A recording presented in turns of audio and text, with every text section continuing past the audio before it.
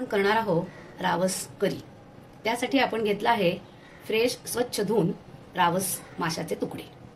आता आपण त्यासाठी लागणारे साहित्य बघणार आहोत।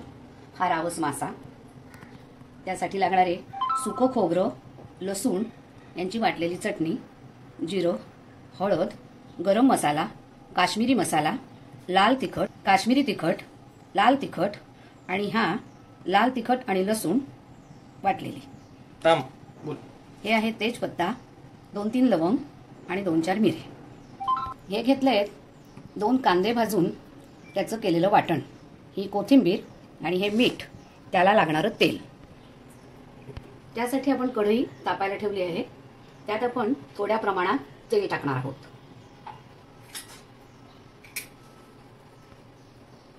तेल तापलेलं आहे, त्यात आपण टाकणार आहोत थोडे जिरे, तमालपत्र 2 पानं, 3-4 मिरे,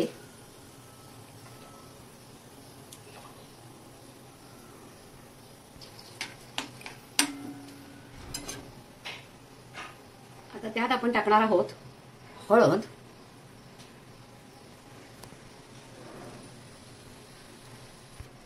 लसूण आणि लाल तिखट 1 चमचा वाटून घेतलेला,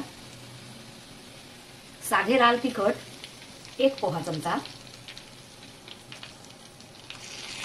1 चमचा रंग येण्यासाठी लाल काश्मीरी तिखट,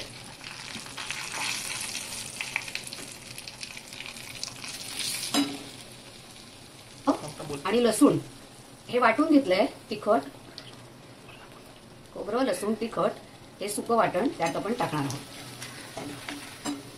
त्याचप्रमाणे लगेच वाटून घेतलेले कांद्याचे वाटण,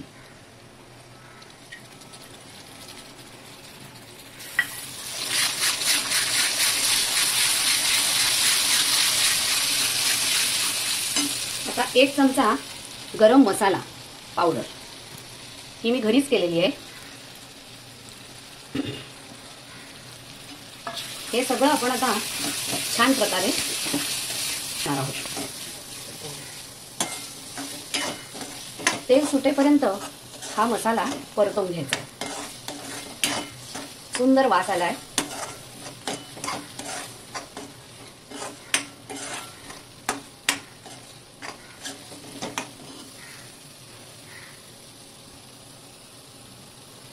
आता तुम्हाला दिसतंय आजूबाजूनी तेल सुटत आहे, तोपर्यंत हा मसाला परतवायचा आहे।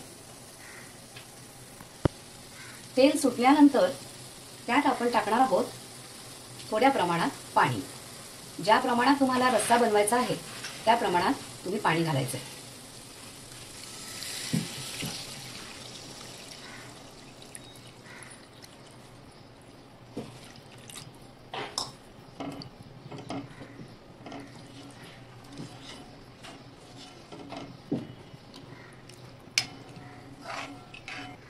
आता हे पाणी थोडंसं गरम करायचंय आणि त्यात आपण टाकायचंय थोड्या प्रमाणात मीठ।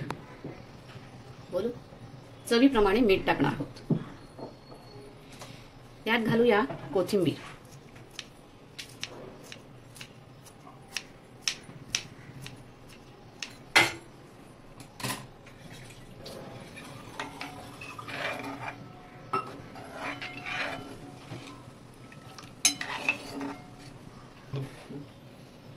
आता या पाण्याला उकळी येईपर्यंत हे पाणी आपण गरम करणार आहोत।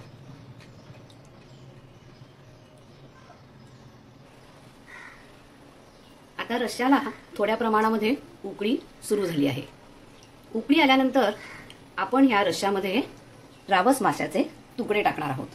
हे तुकडे 5 मिनिटं ठेवायचे, कारण जास्त तुकडे 5 मिनिटाच्या वर ठेवल्यानंतर ते अधिक शिजतात। त्यामुळे 5 मिनिटं भाजी उकळू द्यायची।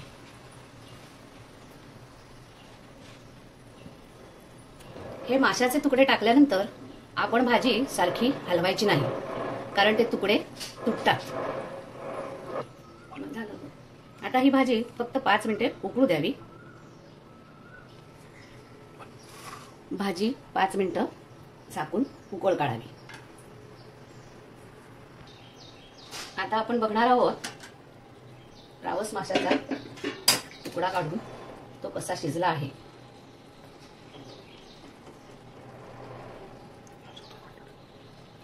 बघा, मासा छान प्रकारे शिजला आहे. आता जास्त शिजवलं तर त्याचे तुकडे पडतात, म्हणून भाजीचं बंद करूया गॅस. आता आपली रावस करी तयार झाली आहे.